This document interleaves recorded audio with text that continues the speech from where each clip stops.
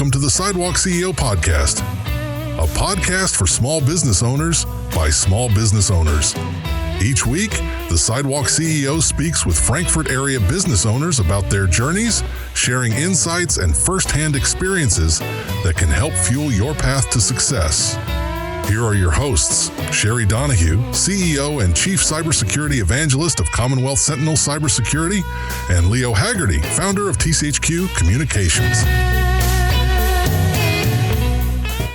I'm Leo Haggerty from TCHQ Communications, along with Sheri Donahue from Commonwealth Sentinel Cybersecurity.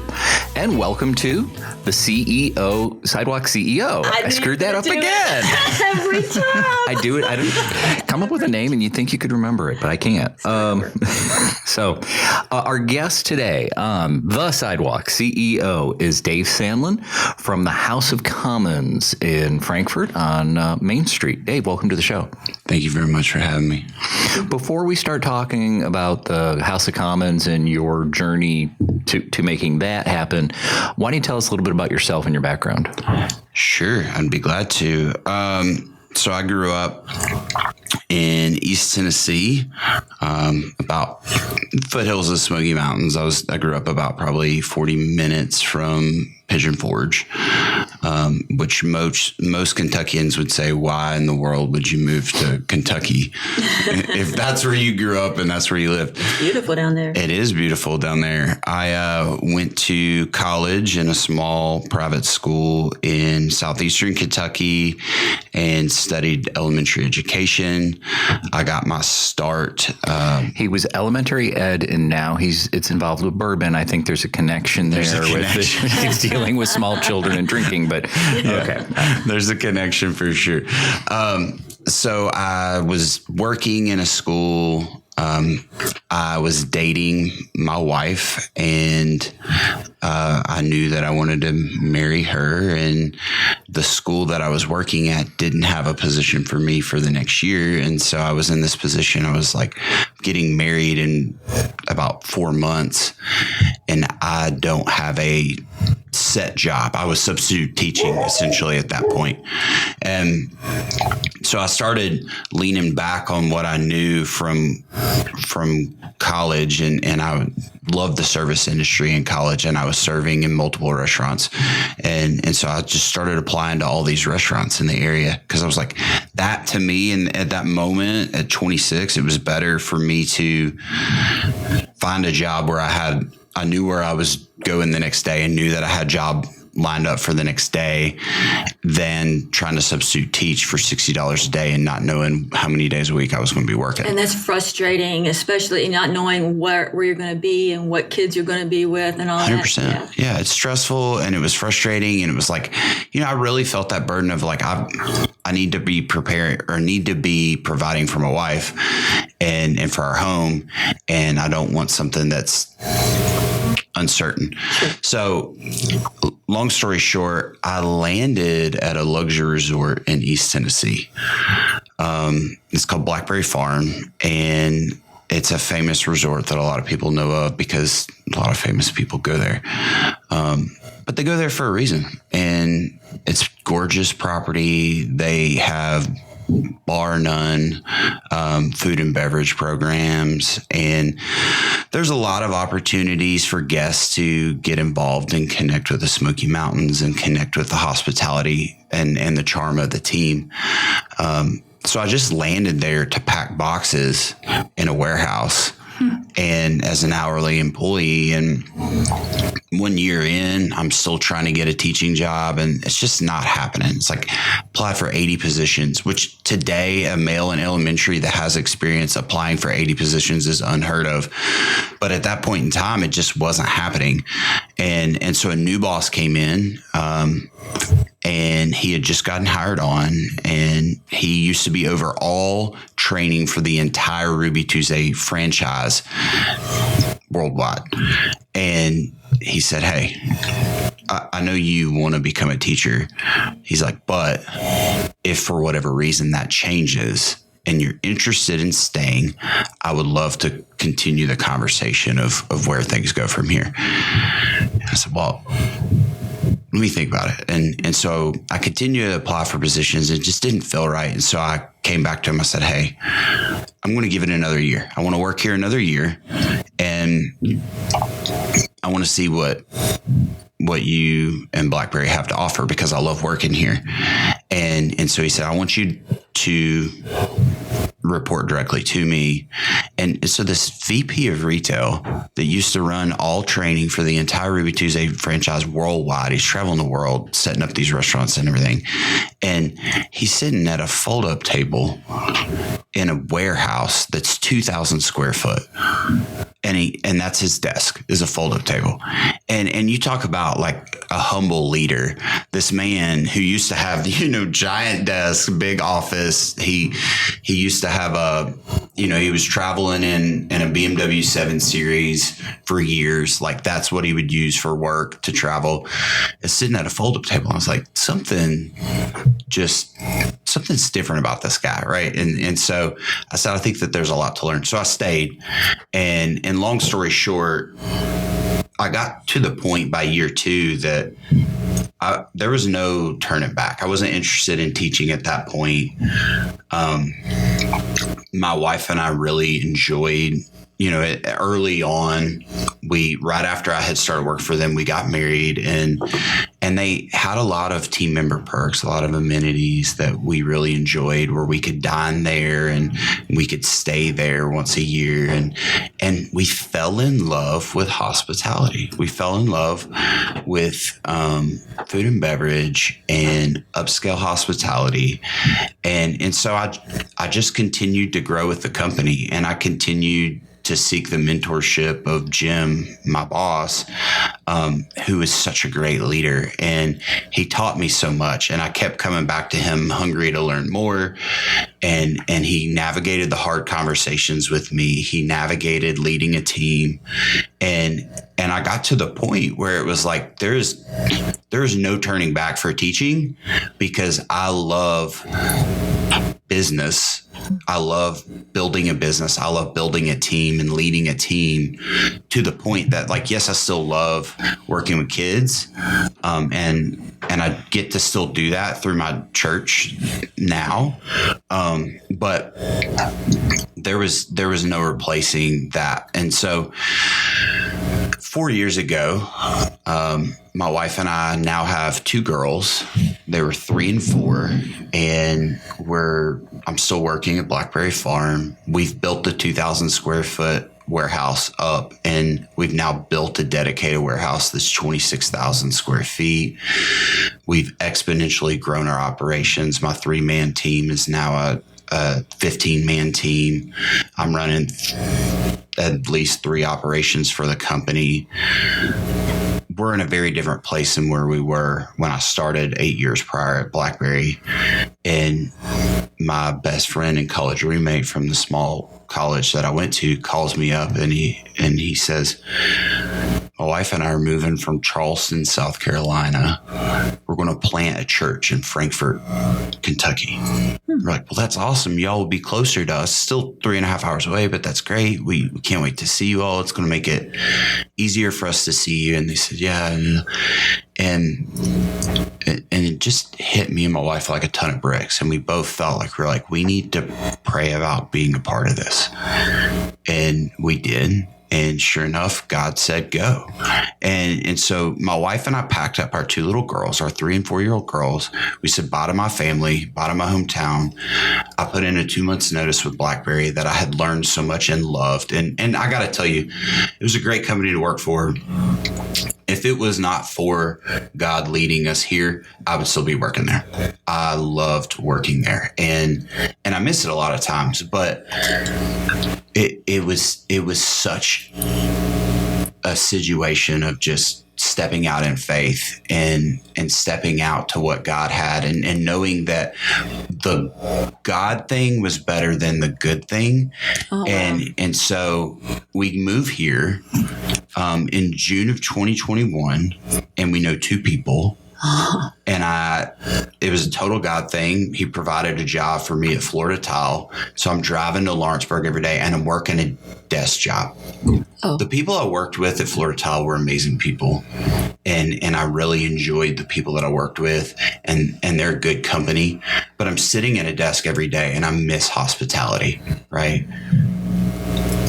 3 months in to us living here, one of our friends from church says, "Hey, my uncle is renovating a building downtown and he wants to put a bourbon bar in it. I know that you are into bourbon. You should meet him." So I meet Ben Harden, who's renovating the building there at 245 West Main. And I'm like, "Ben, look, dude, Frankfort needs this. Like, it needs an upscale space. It needs a dedicated bourbon bar that's like really serious about the whiskey, really serious about representing our industry and what Kentucky bourbon's about." I was like, "How can I help you?" He's like, "Well, I'm looking for bar owners." I was like, "Okay, I'll keep an eye out. I'll look around, but I don't know very many people here." He's like, "Look, dude, you know hospitality, you know bourbon. Like, why don't you just own it?" And I was like, "Oh yeah, let me just own a business. I've never owned a business. Like, what do you mean? Let me just own a business?" And he's like, "Listen, I know what I want it to look like. I know what I want it to represent. I know what I want it to be called." House of Commons was his idea. And he's like, "I wanted a political structure that was familiar, but not too familiar, you know?" And so it fits in theme with the Airbnbs that he runs above the bar. There's a 5-bedroom and a 6-bedroom Airbnb above the bar. Well, that's convenient. 100%. Oh, wow. And so he's like, "Listen," he's like, "I'm building the space out." Right? He's like, "If you want to own a business and you don't mind to have the grit." And I'm like, "Listen, dude, I got the grit. I've been working 40-hour weeks. I'm used to 60, 70-hour weeks working in hospitality. My holidays at Blackberry, because 70% of our business would be in the last 2 months of the year. Oh. My holidays, I'd be working 70, 80-hour weeks. It's like it was nothing." And I was like, I got the grit, but I was like, I don't know. That's like, we moved here to help start a church plant. And I started in radio and television, and I was almost 30 before I had a Christmas day off. Yeah. Because you get it. You got to work it. You got to work it. And that's what it takes. Right. And so he's like, "Look, man, I don't know. Think about it." And so me and my wife pray about it. And sure enough, we were like, "Yeah, let's go." So lo and behold, we move here, never had a business. Right. We move here to start a church plant, and sure enough, God's dropped a bar in our lap. I'm like, I don't know what to do with this. So, and I think, the reality, I don't think I know. The reality of it is that God knew what he was doing, whether I knew what I was doing or not. Right. And it's funny because people be like, "I didn't know you were a bartender." I was like, "I'm not." And they're like, "I didn't know you know how to make cocktails." I'm like, "I don't." And the reality is, like, we hired great team members early on. We hired people like Katima. We hired Cambria and Daniel, and these guys that had been in the industry long enough that they knew cocktails. Mm-hmm. But what I knew that they didn't was bourbon. Mm-hmm. And so we built this team that we could leverage synergy with each other. So just out of curiosity, as a bourbon guy, on an average night, are most people ordering a bourbon or are they ordering a cocktail? That's a great question. It depends on the night. Really? Yeah, it depends on the night. And this is so funny. This is just a testament to how naive I was. When I built it, I was like, I love tastings. I love flights. I love bourbon neat. We're building this. This is going to be the largest collection of bourbon in Frankfort. It's going to be the only vintage bar in Frankfort. People are going to want this, and this is what people are going to come in for. Mm-hmm. And then it was kind of like not afterthought to say, but it was kind of like, it wasn't the original intent, but we were like, oh yeah, we should offer some cocktails. We should offer some wine. We should offer some beer. And it was like, we'll make some cocktails. And so then we like just came up with a few cocktails. I consulted with our team that's been making cocktails for years. I was like, hey, I want to get your input. What do you think we should do on this? I mean, obviously we're going to do an old fashioned. Obviously we want to do a Manhattan. What are some other things we should do? You got any ideas? And we kind of developed some recipes and we said, these are our cocktails. Like 6 cocktails is what we started with. Okay. And we were like, these are our cocktails. People loved our cocktails so much to the point that now people call us a cocktail bar. Oh, really? Yeah. Which, I mean, that was never what we set out to do. And I agree that our cocktails are good, but everything that we did cocktail wise was through the lens of what would I drink if I was at a bar? What would I want the bartender across the bar to put in front of me? Because my qualm with cocktails the majority of the time was that they were too sweet. They were too sugary. The spirit didn't speak through. Everything that I was getting in bars and restaurants for the most part was like, it was like their goal was to hide the spirit. Right. And so, well, and a lot of places use bourbon or spirits, which is a good reason to hide them sometimes. You're absolutely right. Right. You're absolutely right. And so we took the philosophy of put good in, good get out. So our quote unquote wells, it's one of my favorite questions for people to ask is, what's your well? Like, could be Buffalo Trace, could be Weller, could be Woodford Reserve. It just depends.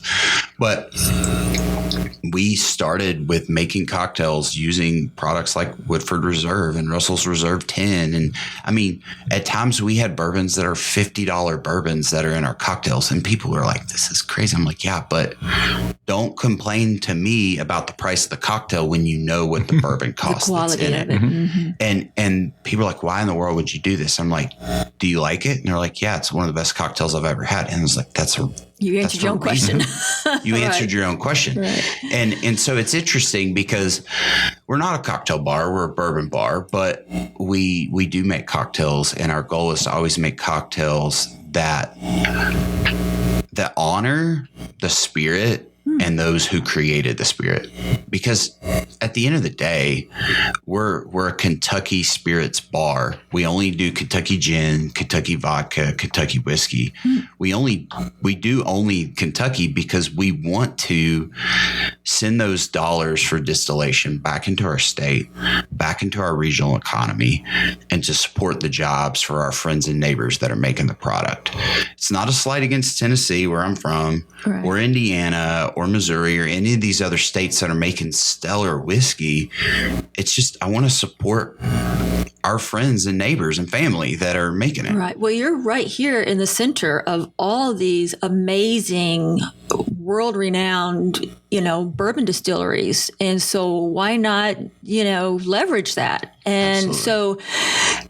so are you kind of, I guess, one of the only places that is a place to showcase all of these? Because if somebody goes to Buffalo Trace, they're doing tastings of the Buffalo Trace bourbon. So if they're going to different distilleries, so you have all of them. So when people are on their bourbon tours, I mean, do you get a lot of people stopping by from the bourbon tours? We do. We don't get a lot of people that are coming on tour buses. Mm-hmm. We get a lot of people that are going on tours to the distilleries in the area, whether they're on the trail or not, whatever distilleries they're stopping in at. Most people are coming through Frankfort at one point or another when they're coming to Kentucky for bourbon. And something you kind of hinted at is we do get people that are interested in checking out portfolios of what distilleries have to offer, mm-hmm, that they have the opportunity to taste stuff with us that they wouldn't have the opportunity to taste at the distillery. Okay. More and more distilleries are building cocktail lounges or building, mm-hmm, bars where they have expanded offerings. Like Wild Turkey has done that. Four Roses does that to some extent. So recent change about 4 or 5 years ago in the law that allowed them to do it. And I think Absolutely. I think in the next 5 years, they're probably all going to be doing it. I agree. It would be silly not to. I mean, you're leaving money on the table if you don't. But I will say when we started, for the most part, most any distillery around, guests had the opportunity to taste more from that distillery with us than they had the opportunity to taste at the distillery itself. Oh, wow. And that still rings true for a lot of them, because a lot of them don't deal with vintage. Oh. So like there are times when you'll come in, you may be able to taste a modern Wild Turkey release that you may be able to get that at the distillery, but you're not going to taste a vintage Wild Turkey. That makes sense. Right. At the distillery. Mm-hmm. They have something at Buffalo Trace that I know it annoys them when they hear people call it, but it's bourbon jail. Mm-hmm. And it's just all of this vintage bourbon that they've produced over the years, and it's behind bars, and you can look at it away, but they're not going to let in to drink it. Oh, it's hilarious. Yeah. The archives are amazing. And I have a good friend that helps keep all that in order. His name's Nick, and he's an amazing dude, and he does amazing work over there. And the archives, some people get frustrated with it. I just drool and I'm just inspired by it, because I appreciate that they have that showcase, because without that showcase, most people would never see that in their lifetime. And a lot of times people get the opportunity to taste things at our bar that they will never get that opportunity again in their life. You had an event recently with Freddie Johnson. I did. That gave some folks some interesting opportunities for tasting. Yeah. So one of the, it's hard to say the most interesting, right? But we had they were all great pours. There was a modern Weller 12, a CYPB Weller, a 2014 Weller 12, a 2017 William LaRue Weller, which happened to be a 12-year that year, which was really fun because you had modern 12-year, 2014 Weller 12-year, and then William LaRue Weller, which is the same mash bill that's also a 12-year, but at cask strength. So it was kind of 3 different takes on a 12-year same mash bill. Mm-hmm. And then we had a 2002 Old Rip Van Winkle 10-year. And the real crazy thing about that one is it was verified that it was actually a 2002, which means it's one of the first bottlings that Buffalo Trace did when they paired up with the Van Winkles. So Van Winkle existed prior to Buffalo Trace, but that was bottled by a different company. So this would have been one of the first bottlings after Buffalo Trace took over the bottling. But with that being said, it's also probably Stitzel Weller. It tastes consistent with Stitzel Weller product that I've had in the past. And that's a unique experience that most people never, ever see again. So I was on the Humane Society board and have worked with them on their bourbon raffles. And the first year we had the bourbon raffle, we had some 1990s old Rip Van Winkle that, probably old Commonwealth stuff. Probably bottled out of Lawrenceburg. Yep, exactly. I think 92 or 93, maybe. Yeah. And, people are like, well, there's only one bottle. And they look at it and they go, oh, yeah, okay, I can understand why that's its own flight. Yeah. One flight, yeah. Yeah. But so you clearly know a lot about bourbon. So when you come in, are people looking to get that kind of knowledge or information? Do the people that work there have that kind of information they share with your clients? We do, and they do. Whether they know it or not. Okay. Sometimes we have to let them know that that's what they're looking for. Because a lot of people find us, like I said, thinking we're a cocktail bar, or they think we're a speakeasy, which doesn't even make sense to me. Because we're kind of hidden in plain sight because it's kind of hard to see in the windows, but there's no passcode. There's no secret knock. We're not underground. Like, we're right on the street corner. You all know, like, we could not be more visible as far as like location. Mm-hmm. But people come in and they don't know what to expect, because I'm not saying that we're the only business that's doing this or the only bar that's doing what we're doing, but there's not a lot of bars that are out there building flights based on your palate and what you like, putting stuff in front of you within your budget that people have a good chance of liking. And then to couple that with the fact of like, if you're curious or you have questions, you can ask our team and we can help educate you on things. Right. It's not just me. Our team is trained in bourbon knowledge and knows a lot about bourbon as well. So it's not just some place to come in and have a drink. It's an experience. It's an experience, 100%. Yeah. And that's what we set out to do. We set out for the bourbon experience. And whether that experience for you is having a cocktail and just sitting underneath the massive chandelier and listening to the jazz music, or whether the experience for you is connecting with the bartender, or had friends just yesterday from one of the local distilleries. They came in and they tried stuff that they wouldn't normally have the opportunity to taste because they work at a distillery where they're tasting the same distillery stuff all the time. Right. And so they came in and they said, I like this, I like this, I like this. I'm okay with this. This is the price point. Go. And I built a flight for them and they were writing out notes like, hey, this is what I get on this one. This is what I get on that one. We don't expect that of everyone.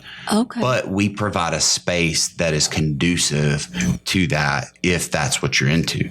And sometimes, and this is kind of something we were talking about off mic, is in a world of AI and in a world of automation and technology and everything that is happening in our world, there is less and less face-to-face communication occurring in business and in life. And we want to create a space where people can come and connect, whether it's to connect with the spirits, to connect with the bartender, to connect with the people you came with. And that's why there's no TVs. Okay. That's why we don't have a QR menu.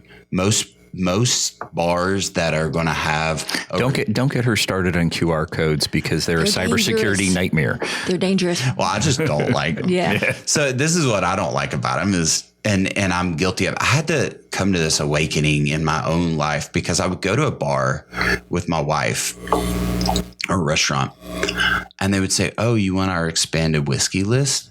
Here, scan this code." So then I scan the code with my phone.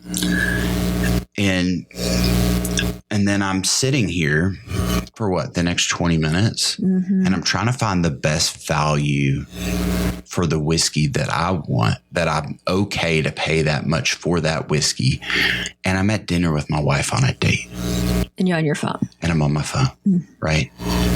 And to be honest with you, I don't think the book is too much different. Like if you have like a whiskey book. So I'm not anti-lists, but it's just not what I wanted for us. There's so many places you can go and have a QR code, or you can have a giant book, and the books are impressive to have a book. And we had a book for a while. My wife converted some old reading books into menus, and we had whiskey. It was really cute. She did a great job. But I digress. What I found after we did it, one, it was incredibly hard to keep up to date because we get new product every week. But the biggest issue I had with it was these people would come in, whether it was a bachelor group or whether it was a spouses that would come in together, and then they would ask for the whiskey list, and they would look at the whiskey list for somewhere between 20 and 40 minutes. Oh, Lord. And I get it. It's an extensive selection. Like I built that for a reason. But the reality is like, we want you to connect. And some people don't get it, and that's okay. Some people don't like it that we don't have the list because they want the list because they're afraid they're going to get burned. But what we have found is those people that trust us when we say, hey, tell me what you like. Tell me what you want to spend. I promise I'm not going to try to blow your budget. And they're like, well, it just depends on what you're going to put in front of me. I'm like, tell me what you like. Tell me what you want to spend. And then listen, I'm not going to pour anything until you give a thumbs up. So you're worried that I'm going to put something in front of you that's not a good value for your money and I'm going to waste your money. My goal is to put something in front of you that you've never heard of or never seen or never tasted. You're not there just to make money. You're there to, like we said, provide the experience to have people enjoy what they're doing. And I like the idea of okay, tell me what you like. And then you're creating a flight specific.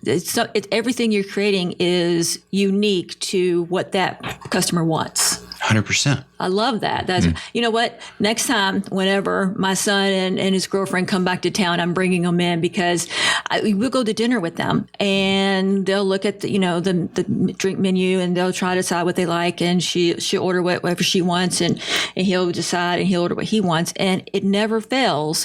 Whatever they get, they'll try each other's. And he's like, oh, I like yours better. And she's like, oh, I like yours better. And I would love to bring them into somebody that can say, what kind of things do you like, and create something for them. That'd be really neat. And I think that's what's so fun. And we've recently kind of changed our menu to kind of address that as well. So like on the front of our menu, we have our staples. Those are our core. That's the same old fashioned, the same Manhattan that we made from day one with the original team that we had when we opened the doors. Like those drinks are the same and are not changing. And we will forever keep those menus because now we have diehard fans of that old fashioned that come back and drink that old fashioned every week. They love it. Right.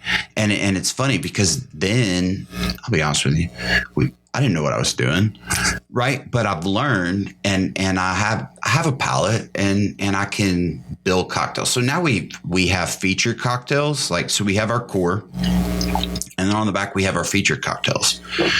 And we've split it up because my wife's taste is very different than my taste. Sure. And the running joke is my wife will be like, this tastes like a cocktail that House of Commons would serve. And what that means to me is code that it's spirit forward, right?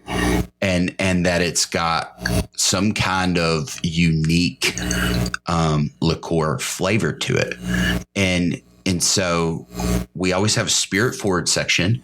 And then for those people that want something that is a little less spirit forward, a little less in your face, we have a feature that is not as classic inspired, that it's back in the winter, it was something that was like minty and chocolatey and seasonal.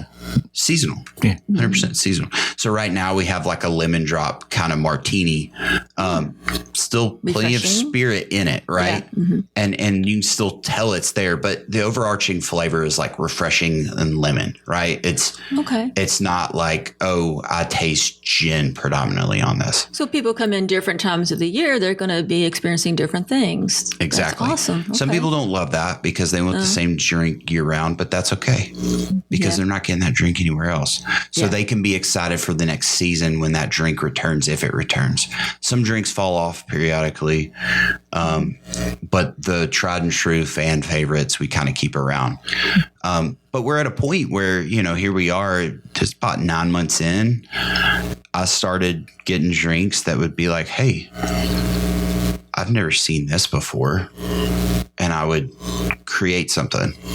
And then I'm like, oh, I taste that. That needs to be paired with this. And then like, it needs a little tweaking, needs this, needs that. So then I went from being able to understand what other people were creating and tweak recipes to make it our own. To now we're in a season of not everything we make, but every menu we have a drink or two that are just totally custom creations, just out of the blue. Awesome. We just came up with it. We weren't inspired by anything. We didn't borrow a recipe and then change things and make it uniquely ours. Right. It's like, this is something that we've never seen before and we just make it. So go ahead. No. I was going to say, let me just switch gears a little bit. So you're now a business owner.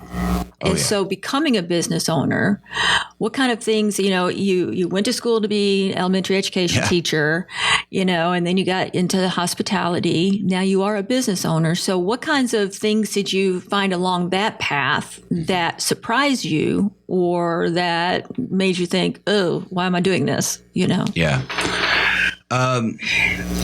The thing that I think is probably, I'll kind of spin that a little bit. I think the thing that's most challenging was I knew how to lead a team.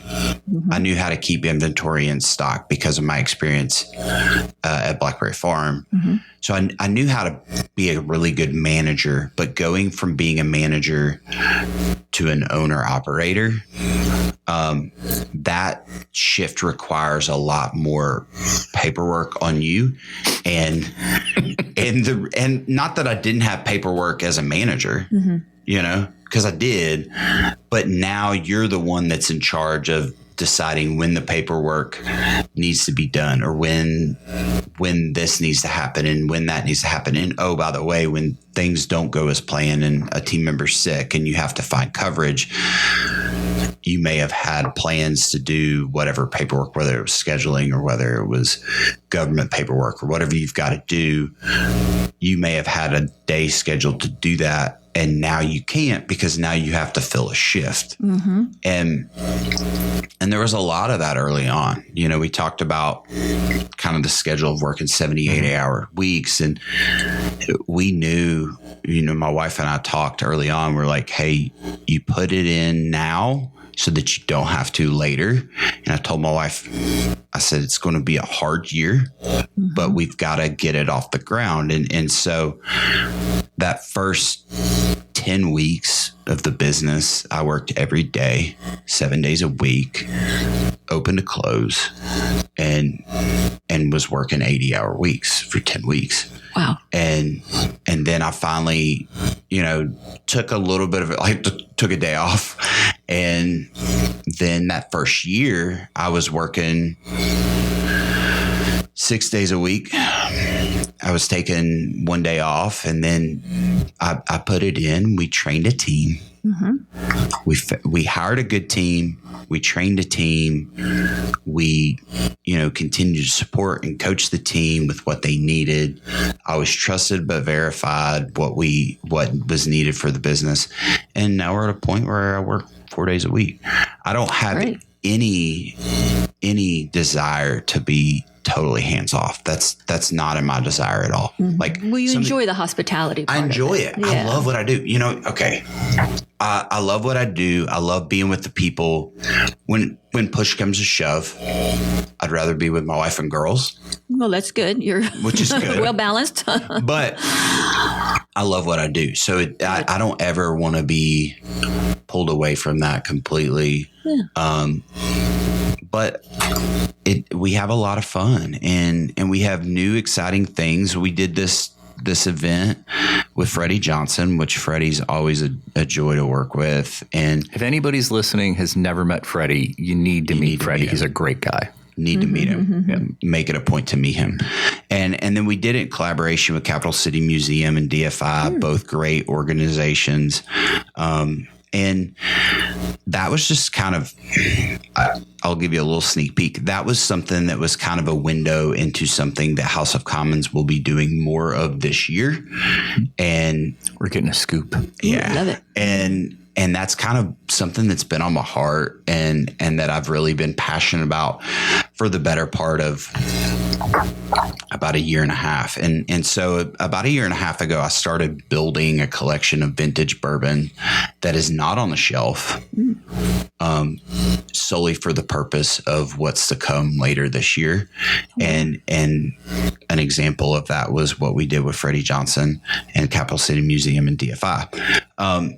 And so that's kind of the next frontier of what I see for House of Commons. People ask me all the time. People come from, you know, Florida and Ohio and Chicago and Michigan and Wisconsin, and they come from all over the country. But those are our big guests, and they always say, "You ever want to do one of these in my state?" Like, no. They're like, "Sure." Oh my gosh. And sometimes I literally have guys hand me a card and they're like, if you decide you want to, you want to start 2 franchises then. Yeah. They're like, you let me know. Wow. You let me know. That's they're a real testament to what you're doing.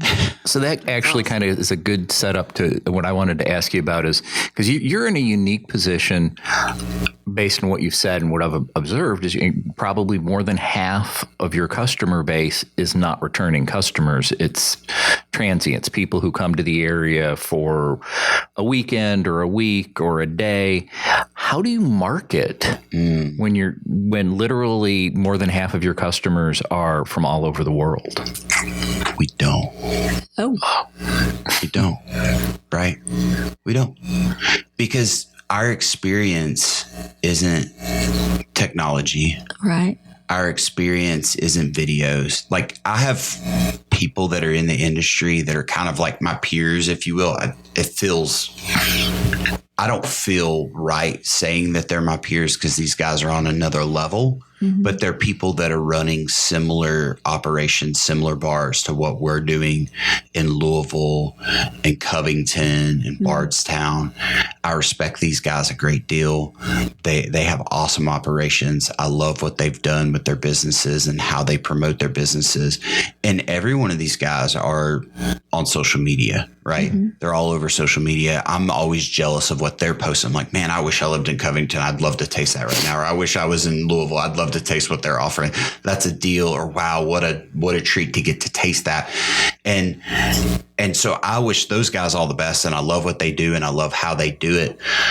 The reality is if I were to do that with as small of an organization as we are, it's just me and my wife and our team. If I were to do that, I'm sacrificing something that I am not willing to sacrifice. And usually that results in me being there for my family, my team, or our guests. And those are the three people that I'm not willing to take away from.